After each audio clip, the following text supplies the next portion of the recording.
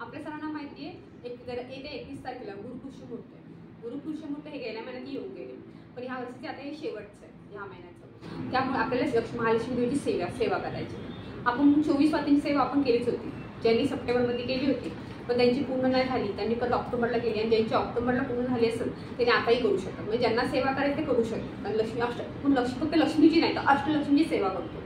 आणि अष्टलक्ष्मी म्हणजे संतान लक्ष्मी आली, संतान लक्ष्मी आली, धान्य लक्ष्मी आली, या सर्व अष्टलक्ष्मीची सेवा करतो. त्यामुळे आपल्या घरात नेहमी सुख शांती भरभराट राहते, धान्याची भरभराट राहते, मुलांचं आरोग्य चांगलं राहतं. ह्या सर्वासाठी आपल्याला अष्टलक्ष्मी सेवा करायची. त्यामुळे येत्या 31 तारखेला आपल्याला सेवा सुरू करायची 24 वातींची. ती कधी करायची? तो गुरुपुष्यमुहूर्त आहे सकाळी 6:52 पासून सुरू होते, ते संपते दुपारी 3:34 संपते. त्यामुळे ह्या वेळेस आपल्याला 24 वातींची सेवा सुरू करायची. पहिल्या दिवशी आपल्या सर्वांना माहिती आहे छोटीशी चांदीची पंती असेल त्यांनी चांदीची घ्या, पण ज्यांच्याकडे नसेल त्यांनी मातीची घेतली तरी चालेल. मी तर मातीचीच घेते. मातीची मोठी पंती घ्या, खूप छोटी नका घेऊ, मोठी पंती घ्या, थोडीशी घ्या. त्यात एक वाट ठेवायची. तुमच्याकडे गाईचं घी असेल तर गाईचं घीच वापरा, शुद्ध गाईचं घीच वापरा. हे लक्षात ठेवा, गाईचं घी वापरायचं आपल्याला. एक फुलवात घ्यायची. फुलवात आपल्या सर्वांना माहिती, फुलवात घ्यायची, ती पेटवायची. थोडंसं एक डिश घ्या, त्या डिशेत थोडेसे तांदूळ टाका, त्याच्यावरती वाटी पंती ठेवा. त्यात तुम्ही पंती पेटवाली, तिला हळद कुंकू वाहा. आणि तुम्हाला एक वेळा श्रीसुत्तम, एक माळ श्री स्वामी समर्थ म्हणायची, एकदा वेंकटेश स्तोत्र म्हणायचं आहे, 16 वेळा तुम्हाला विष्णू गायत्री मंत्र, 16 महालक्ष्मी गायत्री मंत्र आणि 16 कुबेर गायत्री मंत्र. हे तुम्हाला सर्व एकदा म्हणायचं. हे तुम्हाला सेवा करायची. दुसऱ्या दिवशी परत 2 फुलवाती घ्यायचे, परत त्या सर्व सेवा तुम्हाला करायच्या. हे लक्षात ठेवा. तिसऱ्या दिवशी 3 वाती, चौथ्या दिवशी 4 वाती, 5व्या दिवशी 5, 6व्या दिवशी 6 वाती, 7व्या दिवशी 7 वाती, 8व्या दिवशी 8 वाती, 9व्या दिवशी 9 वाती, 10व्या दिवशी 10 वाती, 11व्या दिवशी 11 वाती आणि 12व्या दिवशी 12 वाती. हा 12 वाती झाल्या की परत चढता क्रम झाला आपला. मग 13व्या दिवशी 12 वाती, उतरता क्रम सुरू.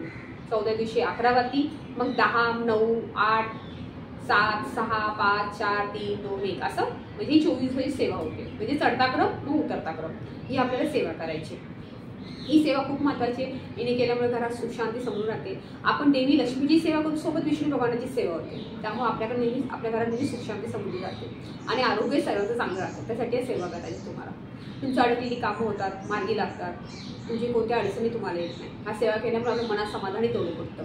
स्वामींची एक माळ तुम्हाला नक्की करायची, कारण की गुरुच्या सेवेशिवाय, गुरुची सेवा केल्याशिवाय आपलं कोणतेही फळ भेटत नाही.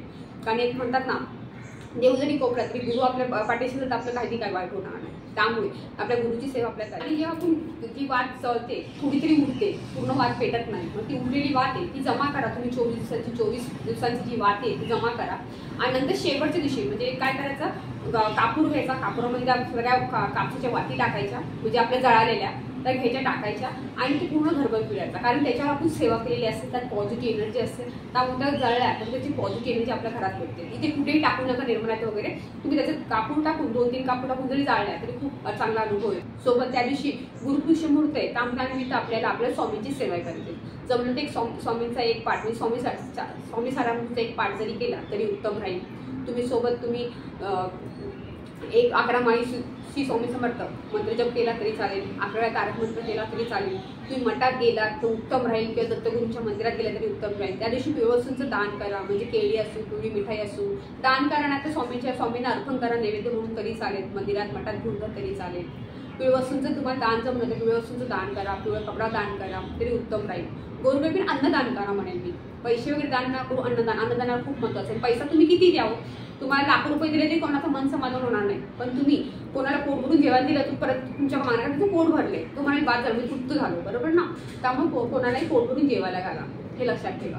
अन्नदान करा, त्यांनी तुम्हाला खूप श्रेष्ठ दान होतं, त्याचं तुम्हाला चांगलं फळ भेटेल. त्यामुळे जेवढं शकेल तेवढं दान करा आणि सेवा नक्की करा. तुमची पहिली सेवा चालू असेल तर ती सेवा करू नका, का तुम्हाला तीच पूर्ण करायची.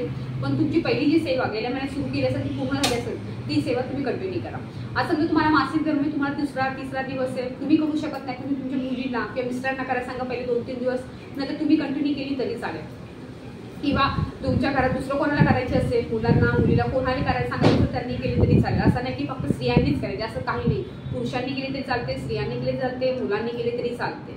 काही बंधन, सेवेला बंधन नाही, सेवेला वयाचा काही मर्यादा नाही. सेवा कोणी करू शकते, विधवा स्त्रिया करू शकतात, कोणीही करू शकतं, सेवेला बंधन नाही. गरोदर स्त्रिया असं काही सेवा करू शकतात. फक्त 7 महिन्यापर्यंत, कारण 7 महिन्यापर्यंत नाही त्रास होता, मग 7 महिन्यात करू शकतो. त्यामुळे कोणीही सेवा करू शकतो, त्यामुळे काही अडचण येणार नाही. ही सेवा मनापासून करायची, तुम्हाला छान रिझल्ट भेटतात, समाधान भेटतं आणि तुम्हाला जे अनुभव येते, मला स्वतःला खूप अनुभव चांगले आहेत, त्यामुळे अनुभव तुम्हाला येतील. त्यामुळे सेवा नक्की करा. श्री स्वामी.